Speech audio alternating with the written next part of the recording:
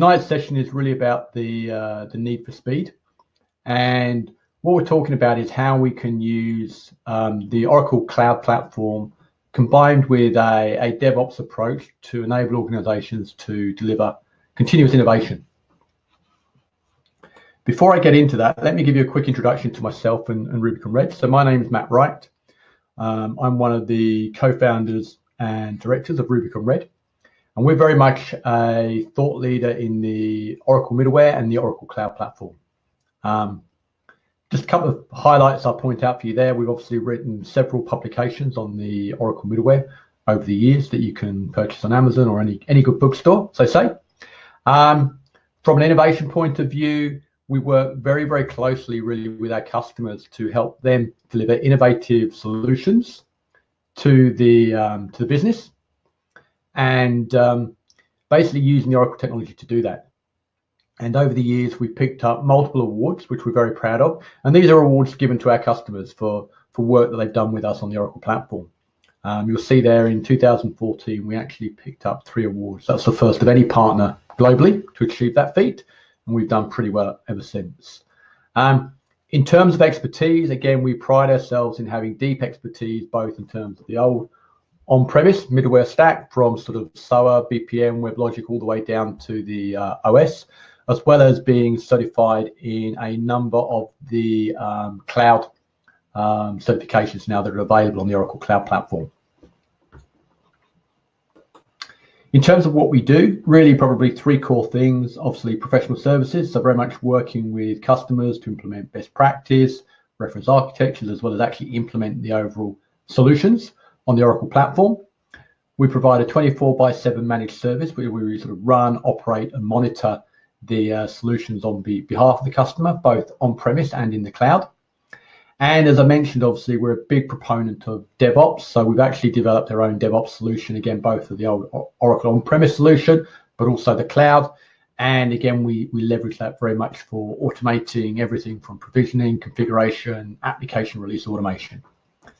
So with that quick introduction, let me move on to the meat of today's presentation. So as we're seeing more and more globally today, software is very much becoming a key competitive advantage. And it really is, before it was there to enable you to drive efficiency within the business, now it's really enabling you to drive innovation and differentiate the business.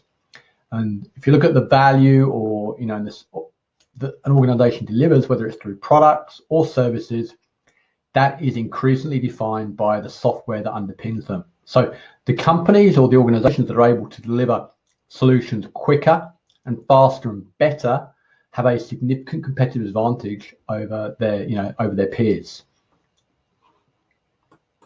So obviously, as everyone knows, there's a big move towards the cloud today. Everyone's moving to various sort of SaaS apps, whether it's Oracle, Salesforce, NetSuite, Workday, ServiceNow, etc. But the key thing with a SaaS application is it provides very much a generic capability that you can configure to a certain extent, but it doesn't really enable you to differentiate as a business. So how do you innovate on top of those platforms? How do you come to business with a completely new business model? Work more closely with your partners or deliver new services. How do you do that in a way that enables you to get ahead of your competition? And that is really where the Oracle Cloud Platform comes in. This is the ability to essentially connect those SaaS applications together in an integrated, but also the end-to-end business processes, but also to be able to extend them. So to build extensions or customizations, if you like, that you typically built into the app when it was an on-premise app, you can no longer do that as a SaaS app. So how do you build things around the side, if you like, to actually add your differentiator and at the same time present a joined up solution to your end customer, to your partners, etc. And that's really that's where the Oracle Cloud Platform comes in. So the PaaS layer with things like Integration Cloud Service, Process Cloud Service, VBCS, building the app dev level, etc. on top of that, content and so forth. That enables you to build, if you like, those custom extensions. Now, as you'll see, there are a lot of Oracle Cloud Platform services out there. And typically when you build such a solution, you've got lots of different moving pieces. And obviously the key thing here is you need to get all those different moving pieces built on different parts of the platform, promoted from your dev environment into your test environments, and eventually into production in a consistent and simplified way, and to be able to do that rapidly, very, very quickly, and do it many, many times so you can deliver a solution incrementally, get value, get feedback from your customers, and continue to improve that over time. And that's really where sort of DevOps comes into the picture, in terms of if you're trying to do that manually, then it's very, very hard to do things quickly, and it's also very easy to make mistakes and get things wrong, and obviously that can be embarrassing if you make a mistake in your production system. So that's really what we're looking at today, is the ability of the Oracle Cloud Platform to differentiate by writing these extensions, by integrating things together, by putting that process layer in, but then leveraging that with DevOps to be able to get those solutions that you're building quickly from development through your various testing cycles and into production. Of course, what we know, and this isn't particular to cloud, it's the history of IT in many ways. Software projects are notorious for either failing to deliver on time and or budget. And typically it's estimated that something like 40% plus of resources on a software project is just waste. And obviously when we're talking about the ability to get things out fast and quickly, and obviously there's limited budget, then obviously there's a huge opportunity here to do things better and make a substantial difference to the organization. So when we look at where are the bottlenecks in the flow, where are the things that are stopping us from getting into production quickly and successfully? And this is some research that's been done by Jin Kim, who's one of the leading figures on DevOps. And really, he identified, a list of 6 things in order. So basically just the initial creation of the environment and the configuration of that environment in particular is probably the number one bottleneck. You can't develop code, or you can't test code in an environment if the environment doesn't exist, if it hasn't been set up correctly. There's then the deployment and configuration of the code itself, so being able to promote that code quickly through the environments. The time it takes to set test cases up and then run them. If it's all manual, then obviously that can take a long time to do, particularly if you want to do it on a very repetitive basis. And overly tight architecture. So if your application is very, very tightly coupled, so you make a change in one place and it has ripple effects throughout, then again, that can have a big impact on the ability to make change. And then finally, number 5 on the list is the actual development side of it and the product management side of it, or project management side of it. So if you look at what the Oracle PaaS tools and Cloud Platform lets you do, it lets you do the development very quickly and efficiently. It makes it a lot easier to create the environment, number 1, but you still have to do a lot of work around configuring it and making sure that configuration is consistent. But it's those sort of, part of 1, 2, 3, and 4 that are very much key to getting that right. So let's sort of dive into how we can do that. So in terms of DevOps, that's a term that I've sort of used a few times now. It's worth giving a quick intro as to what is DevOps. And really, it's a way of working. It's a way of doing things.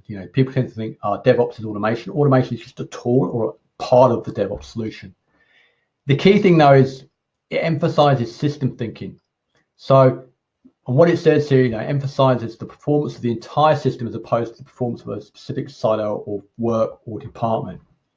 And typically, when we develop a software solution, we might have the development team, we might have different test teams, we might have the operations team, and they all work independently of each other, and they all look to optimize for the piece of work that they do, but not optimize for the end-to-end. And it's really thinking, how do I get a piece of code that's written by a developer into production as quickly as possible? What is the optimal way of doing that? And that's what we call systems thinking. The second way then is about creating and amplifying that right to left feedback loop. So you build a solution, you get it into production very quickly, but Once it's there, you need to get feedback from the customers, the users of that solution, so that you can see what's working, what isn't working, and feed that back into development so that you're able to take that feedback and process it, make your changes, and then promote it very, very quickly into production again. And obviously, once you start doing that, that third way is about creating a culture that fosters that continual innovation, that continual experimentation, being able to take small risks and learn from what works and what does work. And this is the key here. It's being able to, if you can go through these loops very, very quickly, if you can write some code and get it live into production in, in a matter of hours, and then find it doesn't work, so you can roll it back and go back to what it was, or you find it does work and you improve upon it, it gives you that ability as an organization to be a lot more agile in terms of how you innovate and deliver that innovation to your customers. And as we said right at the start, that's a key advantage in terms of your ability to differentiate against your competitors in your industry. So key to all of this is that ability to work in small batches. So it's having, write a relatively small chunk of code that delivers an additional capability, being able to get that into production, so make that release. Once it's there, get that feedback, and then being able to take that feedback and incorporate it into your code and deliver another release to production. Now, if you look at traditionally where, a project might take 4 months to deliver, or 6 months, or a year or longer, then we're not very good at doing that. By the time, it takes us so long to get something to production, by the time we get the feedback, often the team that wrote it has disappeared. So you break that loop very, very quickly. Or it takes you so long to do a release anyway, you can't actually do these small batches. If you think, with every release, there's a lot of non-coding activity, doing the deployment, the configuration, the testing. If that's all very manual and that takes a long time, it makes it very, very hard to do in small batches. If you can make that very quick and efficient and simple, so the bulk of the effort is in writing the code and understanding the feedback and interpreting that feedback, then you can start to do this very, very rapidly. And the statistics bear it out. If we see, if you look at Puppet Labs, for example, they do their regular yearly, annual State of the Nation type DevOps survey, and they found that, organizations that adopt DevOps typically deploy code into production 30 times more frequently than their peers.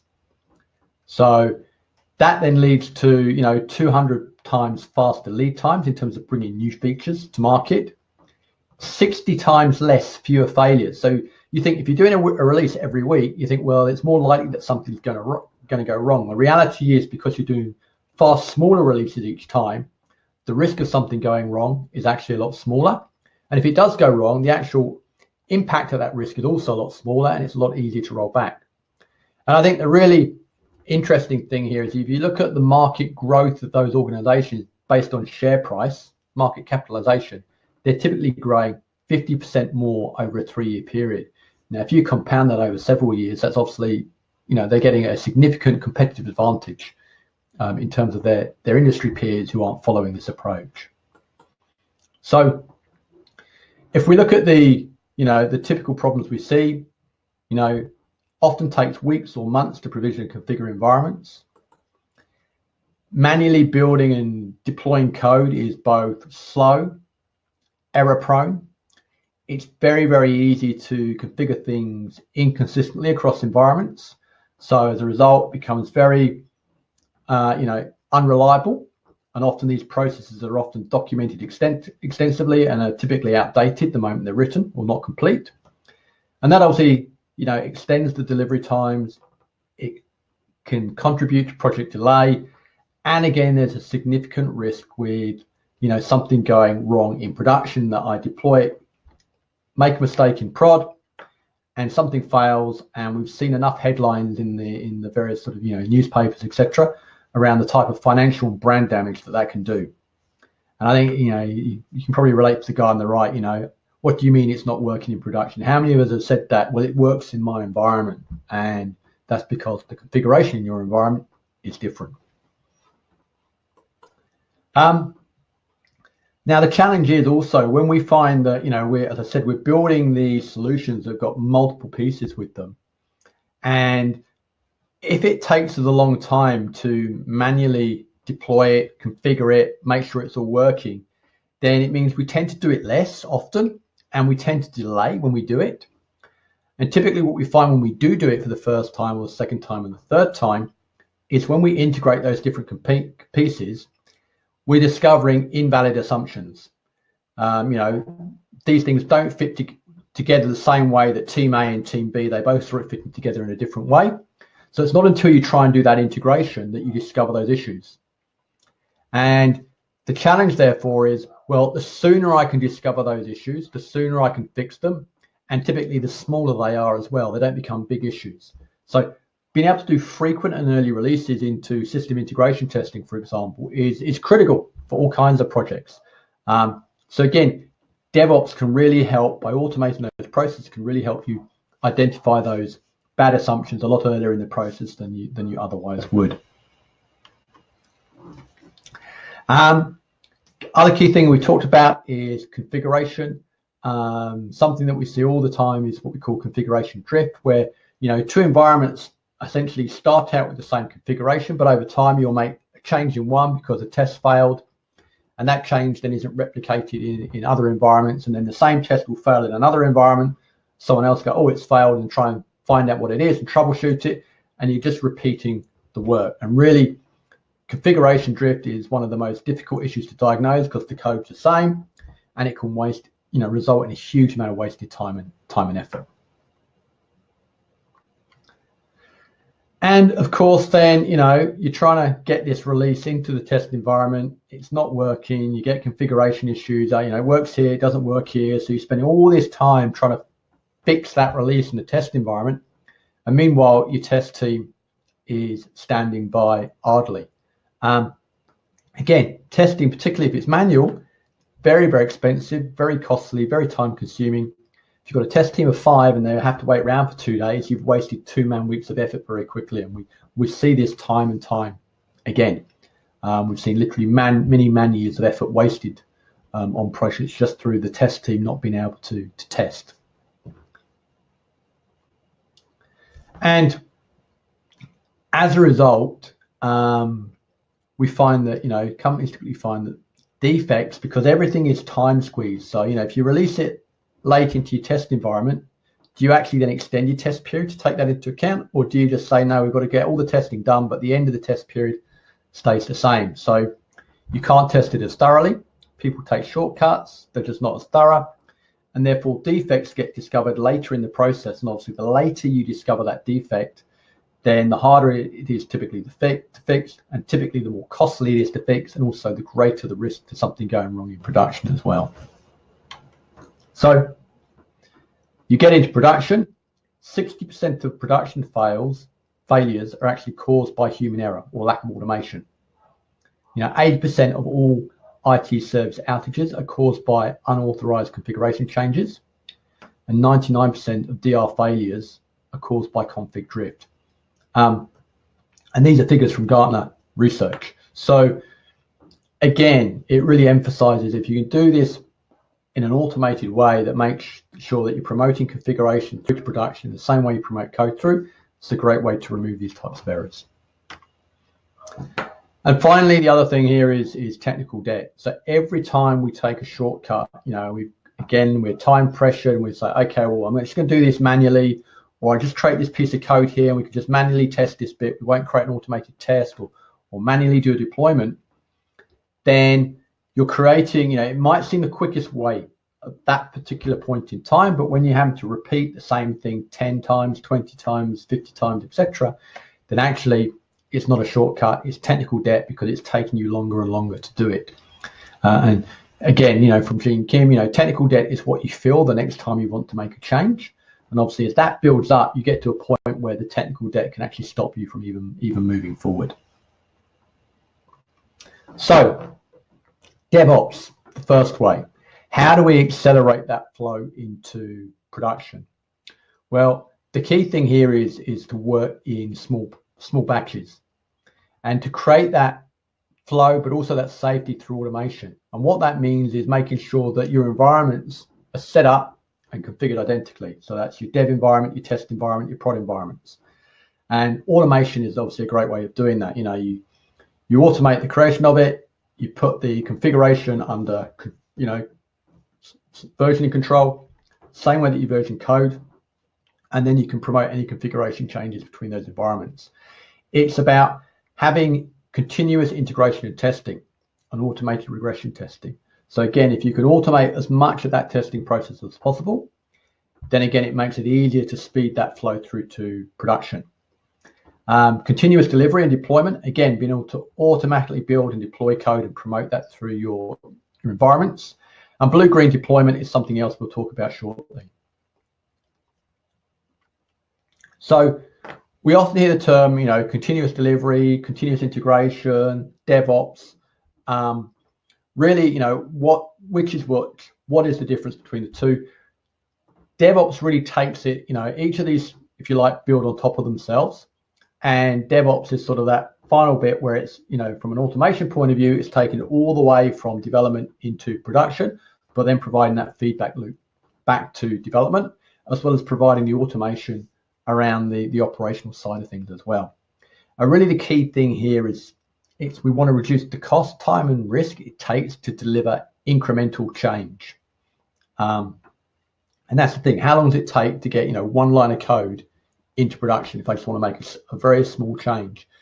And, the smaller that is, the easier it is to make small incremental change. The bigger that cost, then the more likely we are to want to make big changes because the cost of getting into production is that much more expensive. So let's talk a bit about how we automate the path to production. So really there's 3 areas that we look at here. We look at both the initial provisioning of the platform and the configuration of it, the application release automation itself, so promoting your code from dev through to prod, and then the lifecycle management, where we manage the ongoing configuration changes to the Oracle Cloud Platform. To mention, we use a solution called Mist that enables us to automate that very quickly and easily. Not really going to get into a lot of detail about Mist today, but if anyone is interested, more than happy to follow up on that after this session. Key thing here is really about ensuring that you have that governance and consistency over those environments. So the whole idea is it's a software-defined environment, treating configuration as code, essentially having that standard platform blueprint that says this is how we stamp out an environment in dev, CI, SIP, pre-prod and prod. And all we do is separate from that any environment specific configuration such as URLs or IP addresses, etc.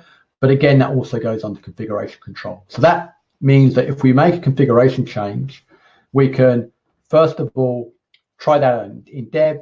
If that passes, promote it to CI. If that passes, promote it to SIP and so forth. And it makes it a very simple way and a very controlled way to manage that promotion of configuration change. It gives you the governance around it. You can obviously put the security around it in terms of who's allowed to promote it to what environment, and obviously gives you that control. And if you look at the typical environments that we see, and this is, you may have, 3 environments, you may have 8, but you're looking at, you've got your dev environments where you develop and test your code. You then automate that build. And then obviously that build itself, you want to make sure that that's been put in a software repository such as, an archive or an Artifactory, for example. And then you're promoting that code from the build into your CI, your SIT, UAT, capacity, pre-prod. So your various test environments, and you may have different test environments. Some customers have 1, some have even more than this. And then finally promoting it into prod.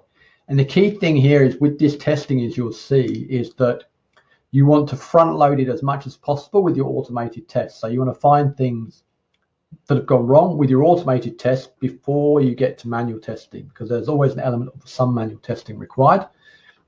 But typically you want to do as much sanity checking as you can before you get to manual testing, because that enables you, the manual testing is the expensive part. And then this enables you to, as you promote, your configuration as code, you also promote your application as code. Typically, you'll often promote the two hand in hand. So I'm doing a release, I need to promote some new code, I need to promote some new configuration at the same time, and you promote them consistently across those environments.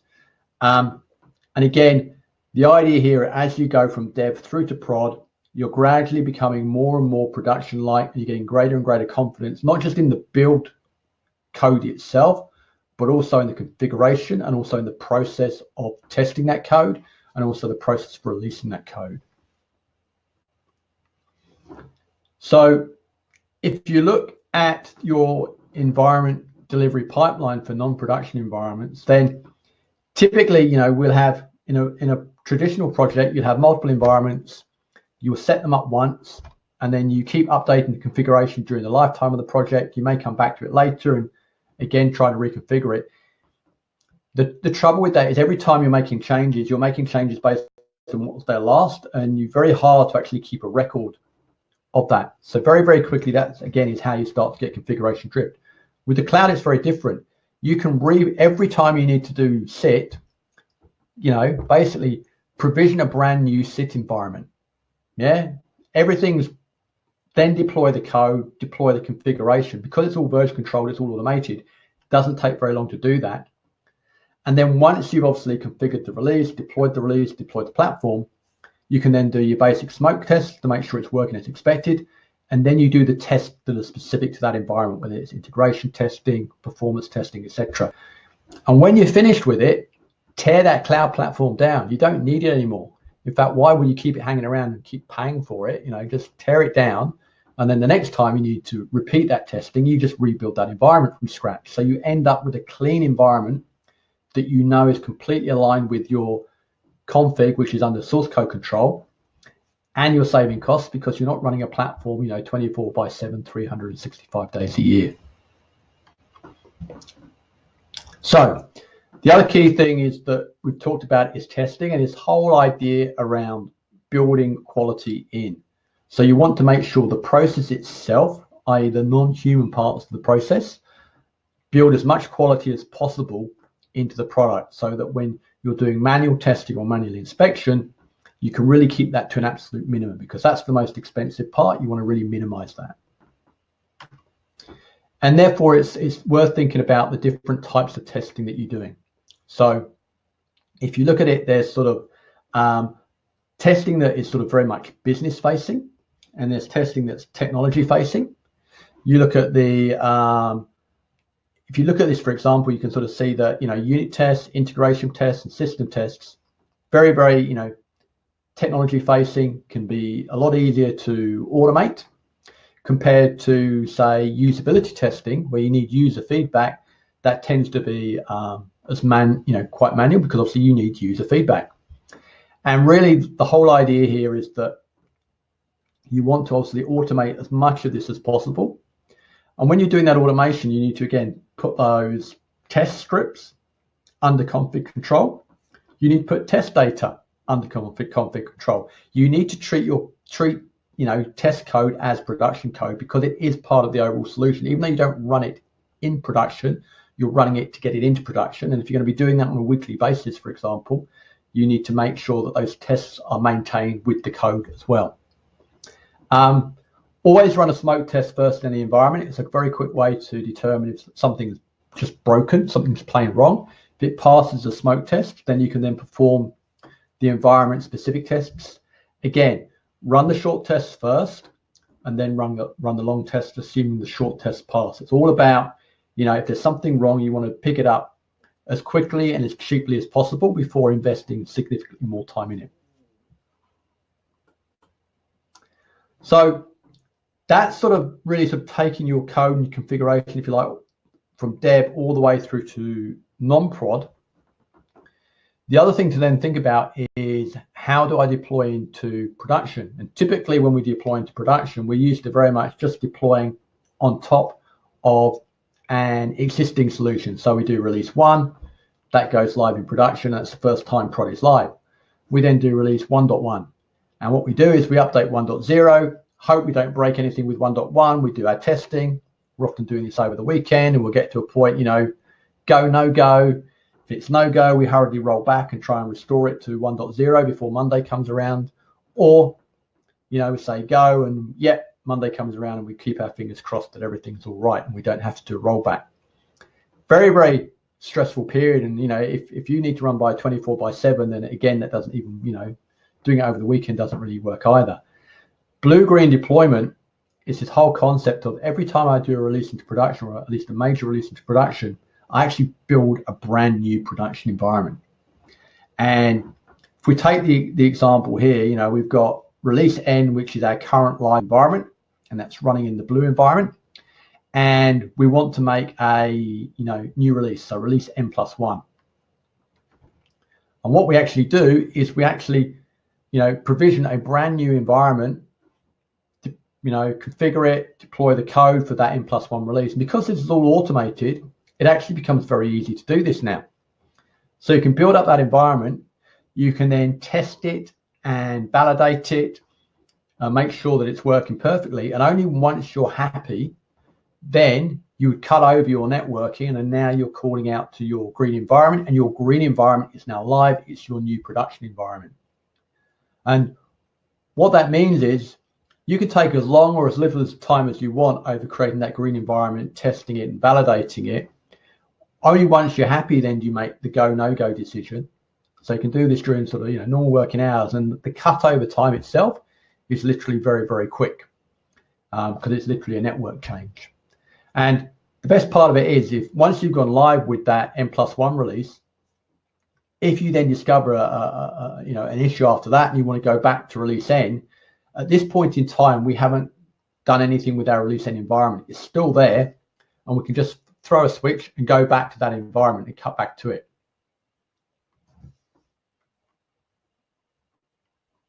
So that really sort of concludes the presentation for tonight. I really wanted to just sort of sum up that with, you know, where we are today in the pretty much every single industry out there. We're facing huge competition, whether it's from other established players or whether it's for, you know, new upstarts that are coming along and disrupting the business model. And as we're seeing, software is becoming more and more the key differentiator in how we do business, how we offer products and services to our customers. So the pressure is continually on for development teams and operations teams to build and deliver new solutions into production quicker and quicker. And really, the cloud solves a lot of those problems for us. It makes it a lot easier to create the environments. It's creating tools that are more productive from a developer point of view, but there are still a lot of moving pieces, and being able to take those pieces and promote them in a controlled way, both the configuration and the code through your different environments into production, is, again, typically in the past has been a very time onerous part of the process, and also incredibly error prone.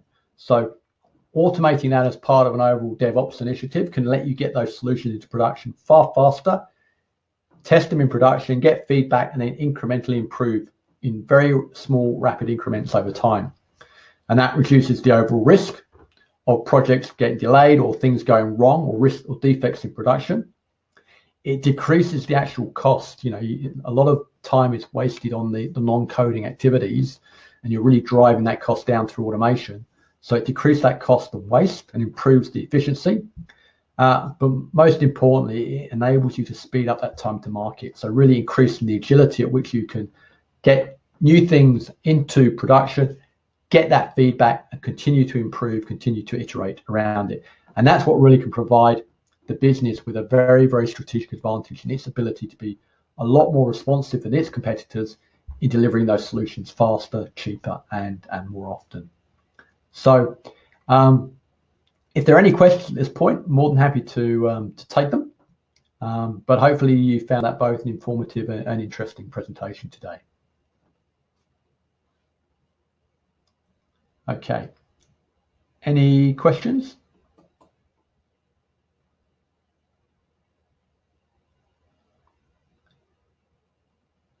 Okay. So it doesn't look like there are any further questions. So I will wrap up the presentation. If you do have any further questions after this, or would just like to find out more, either go to the rubiconred.com website and fill out an inquiry form, or just feel free to drop me an email at matt.wright@rubiconred.com. Okay, it's been great talking to you. Bye for now.